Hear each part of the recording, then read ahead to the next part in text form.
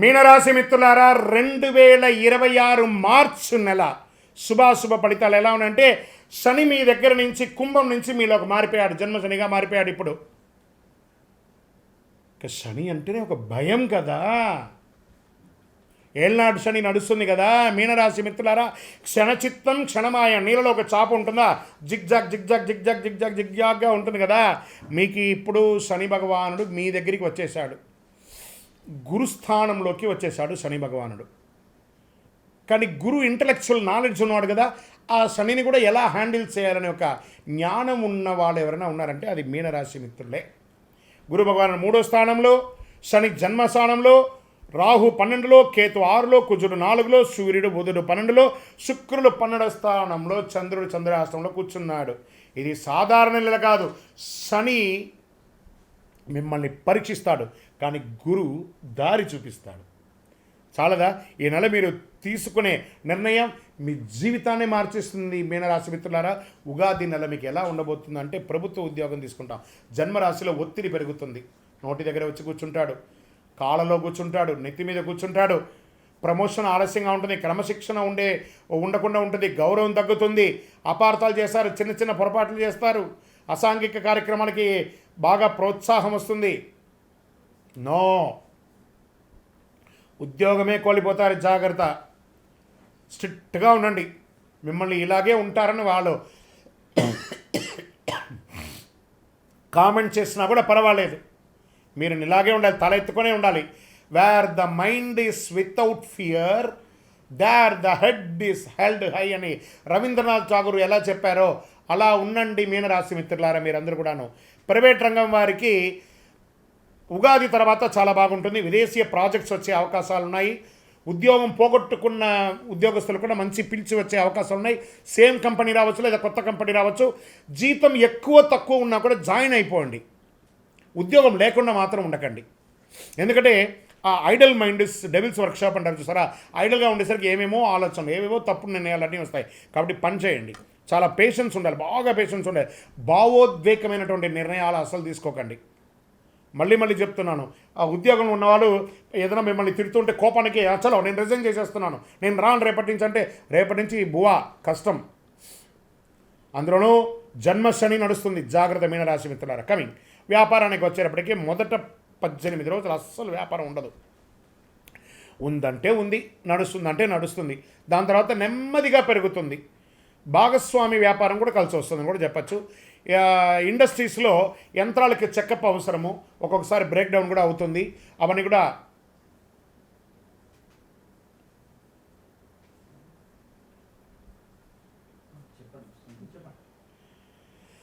కూడా కొంచెం జాగ్రత్త పడాల్సిన అవసరం ఒకటి ఉంటుంది. కార్మికులతో సమస్య ఏమైనా ఉంటే కూడా అవన్నీ కూడా మీరు సమన్వయం చేసుకుంటే చాలా మంచిది.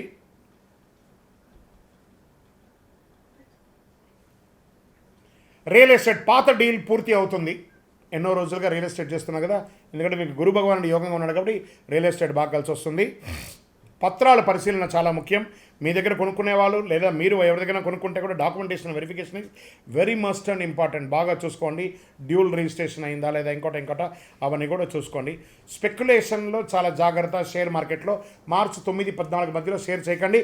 ఈ నెల కాస్త షేర్ మార్కెట్కి దూరంగా ఉండడానికే ప్రయత్నం చేయండి, జాగ్రత్త.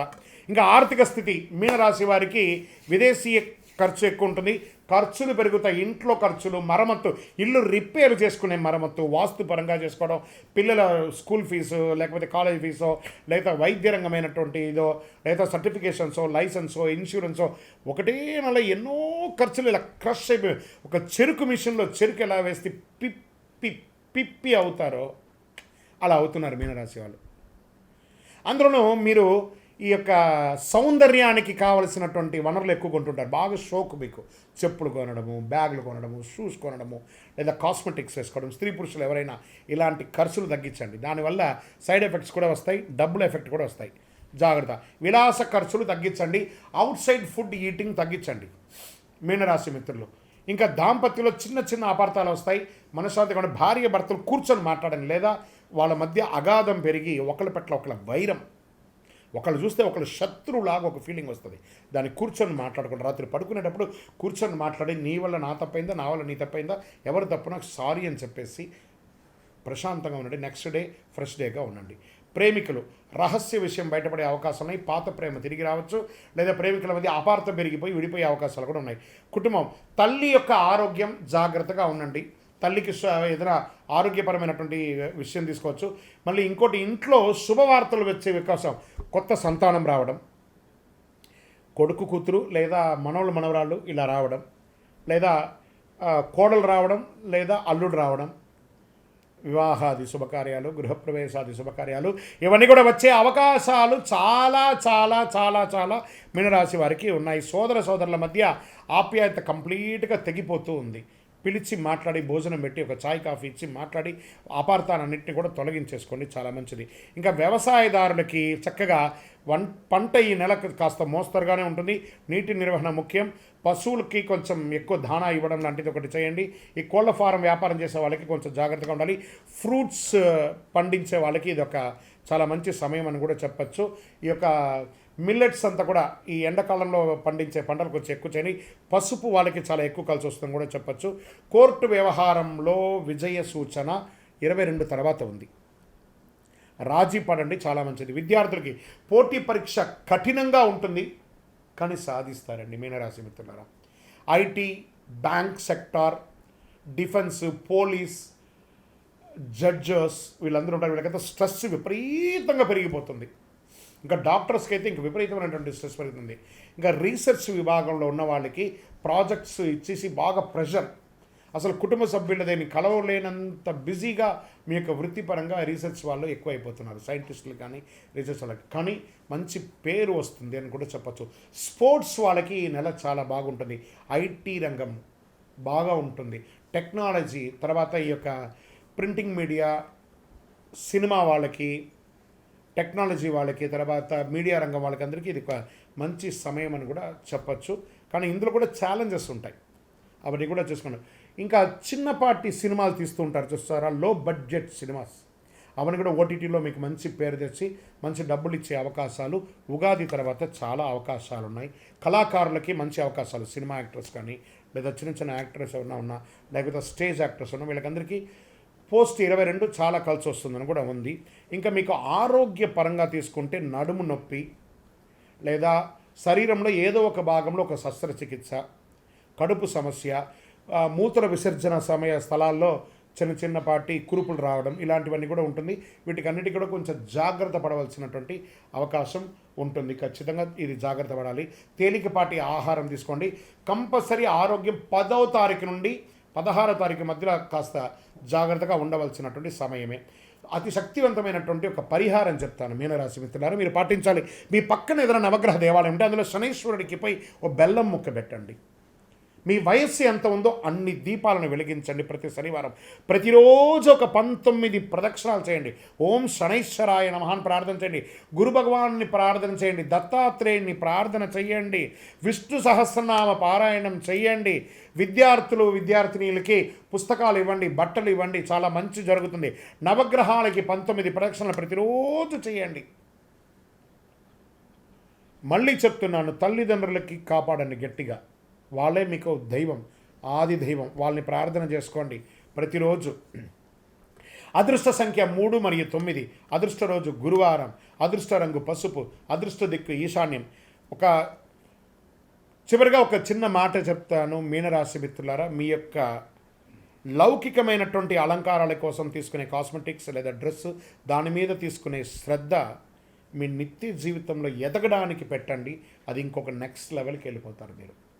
అవసరమే సౌందర్యం, దాన్ని అతిగా చేసుకొని దానివల్ల మీరు డిస్టర్బ్ అవుతారు. జాగ్రత్త పడండి. పరీక్ష నెలమైనా కూడా ఇది పరమ దివ్య అనుగ్రహం పొందే ఒక నెలగా మారుతుంది. మీరు సహనంతో నడిస్తే శని కృప, మీరు ధైర్యంగా ముందు అడుగు వేస్తే గురు ఆశీర్వాదం, ఇవి రెండు కూడా వస్తుంది. మీ యొక్క వయస్సు ఎంత ఉందో అన్ని ఒత్తులతో నువ్వుల నూనె మీ యొక్క ఇష్టదైవం దేవగ్రహం కండి.